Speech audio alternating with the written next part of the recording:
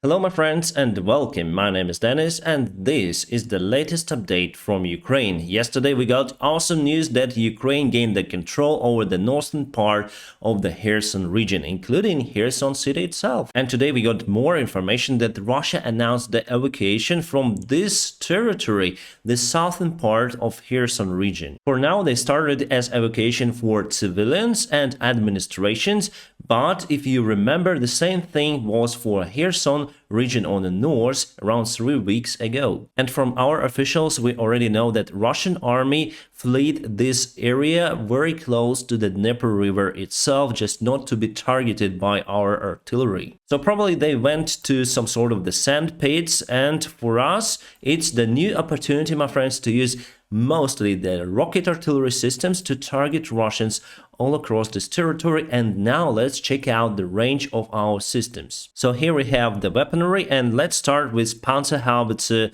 2000. We have many of those, and the longest range weapon we have is Excalibur. So if we put it here near to Nova Kakhovka, you can see that we almost may reach the Chaplinka airfield, but today we got the news that Russia already announced the evacuation from Chaplinka because they do afraid that we will be able to target that airfield. Well, I think not with the standard artillery systems. Here we use the long range Excalibur that can reach up to 48 kilometers, but still this airfield is not reachable with that shell. My friends, just a short break here. I want to shout out the sponsor of today's video. A long time, but today it's really awesome and limited opportunity for you to join the club. Still Black Friday deal, and you'll have Atlas VPN Premium for just $170 per month plus 6 months extra with a 30-day money-back guarantee. It is a best Atlas VPN offer for the year, and I can personally confirm that you will not find any kind of the VPN services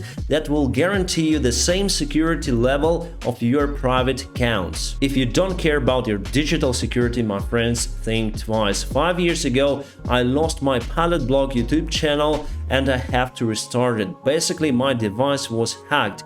If I would have used Atlas VPN, it won't be happening. So I tried many VPNs since that time, but for Atlas VPN I trust the most. Also, Atlas VPN grants me the full access to any kind of the series on the Netflix streaming platform. So I don't care about the government restrictions any longer.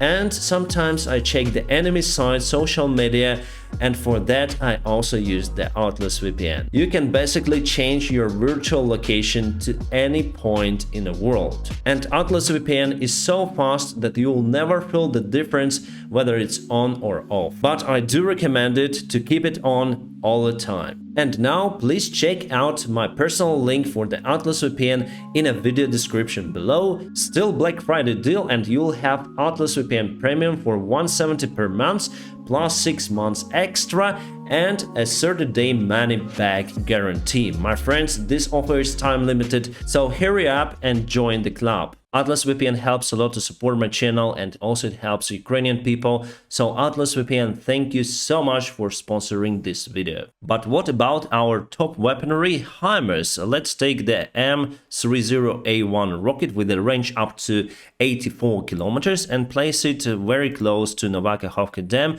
You can see that we can cover the vast part of the Kherson region, including the supply lines coming from Crimea. Well, we cannot cover these supply lines on the right side, but from Armansk we can target that road, and for Russia it will not be possible to constantly supply their group, which is located on the south part over here. So little by little we're gonna cause them severe devastation using our Himars rocket artillery systems. And now let's check out the ATACMS rocket. So this one, officially it's not yet in service, but we may check the possibility if we would have that rocket for our rocket artillery systems.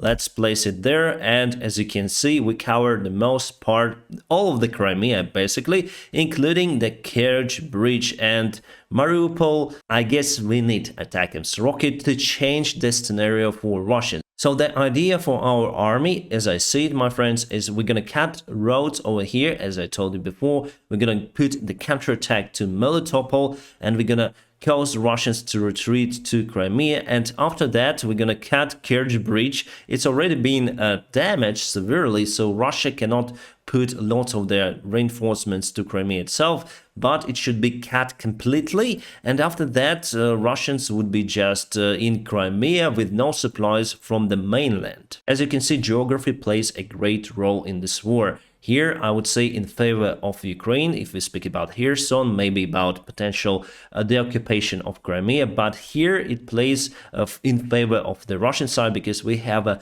very long border with Russia. It's hard to control it, and they may put new reinforcements to Donetsk and Lugansk areas. And for me, I see the occupation of Crimea more realistic, let's say, than the occupation of those areas because of the supply lines that Russia still has there. As for the rest parts of the front lines, there is no movement, and we continue to celebrate the victory that Kherson was liberated by Ukrainian forces. Honestly saying, I don't have this victory feeling because I know that we need to deoccupy lots of the territory still in Ukraine, and I know that we have losses also from Ukrainian sides, but anyways, we don't have the other choice rather than to fight for the freedom. This is the Antonovsky Bridge that was destroyed by the Russians who retreated from the Kherson, and I heard about the 2 sections that were destroyed, and actually on this video I see that really 2 sections were eliminated by the huge blast, and also you can see the ferry bridge that Russians built, they also destroyed it, and they want to cut the main line for Ukrainians to go across the Dnieper River. And yesterday I saw this photo from that side, and I thought, okay, just 1 section is missing, we can handle it, but with that severe devastation, my friends, it's not possible for Ukrainian army to use this bridge any longer.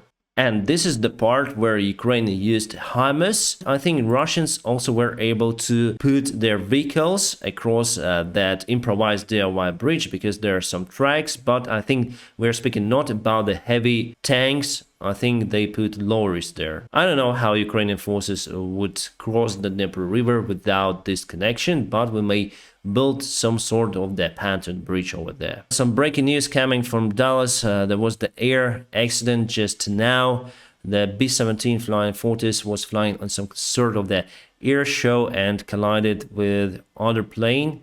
And unfortunately, there are no survivors, my friends. So some sort of the small airplane, as you can see on the screen, looks like Mustang or something. And they just B-17 turned, and the airplane saw that B-17 also tried to turn, but it was too late. They just collided. The tail part of the B-17 was just cut, and terrible. And one more video about the accident from different perspective. There was no any chance for the crew to survive that kind of the air crash. Ben Hodges again with his predictions. Himars will soon be firing from Kherson. Yes, and Russians do not have that long-range rocket artillery system, so we can reach them without being reachable from their side. They may use aviation, but we have the anti-aircraft systems given to us by our Western allies, and little by little we're gonna move the front line to Crimea. And Ben Hodges predicts our counteroffensive in Mariupol and Melitopol by January. As I told you as well, and from what we see, Russia concentrated most of their forces on the east part of Ukraine, and for us it's better to push to the weakest part. What I consider is Melitopol, Mariupol and Crimea itself. Yes, Russia has lots of the bases, navy bases there, but if we speak about artillery, armored vehicles and tanks, there are much less of that stuff in Crimea compared to the eastern part of Ukraine that is occupied by Russia so far. Russia left lots of their ammunition in Kherson region, and now it belongs to Ukraine. We're gonna use it against the Russians themselves. Satellite images show that Russia decreased dramatically the presence in the Black Sea and Sevastopol harbor. They moved part of the ships from Crimea itself. Maybe they do afraid about the second possible drone attack conducted by someone. Russia continued to develop Zircon rockets. Those are the hypersonic rockets that are being tested by Russian Federation, and they plan to put it to the army this year, and for the next here they have order of those rockets to be used by their army. This rocket doesn't need the super fast fighter jet as MiG-31 to accelerate it. It has its own accelerators and may be fired from the ships or from the ground launches. Here are some small satellite images, but still we may see that there were lots of the Russian equipment in Chaplinka airfield.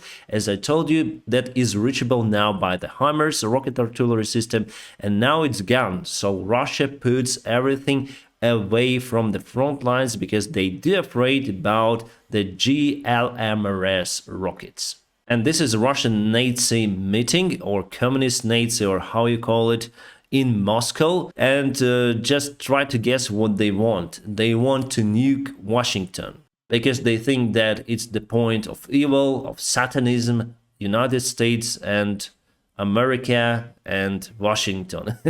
So today people who live on the southern part of the Kherson region got some of the messages from the Russian occupation administration asking them to flee the area and evacuate at least to Gennichinsk, this part. And this is the Kakhovsky Dam. Russia blown up the upper part of it after they finished their retreatment from that area, and just look at this big boom in that place. At first we thought that the dam was destroyed, but it was severely damaged. Maybe Russians wanted to destroy the dam, but actually cut supplies for Ukrainian army to go across the Dnieper River. And according to our statistics, Russia lost more than 80,000 soldiers who lost their lives in Ukraine. We are not speaking about the injured personnel. And for the single day, they lost 810 soldiers. The evacuation from Kherson region was not negotiated with the Ukrainian side. That is why we used the artillery systems to target Russians on their way out. That is why they have such tremendous losses for the single day. Right guys, we have some air rain, so I have to move to the basement. My friends, I'm gonna keep you updated on situation here in Ukraine. Don't forget to check out the rare opportunity to join the Atlas VPN Premium. The link is in the video description just below. My friends, I wish you all a peaceful sky wherever you are. Have a great time.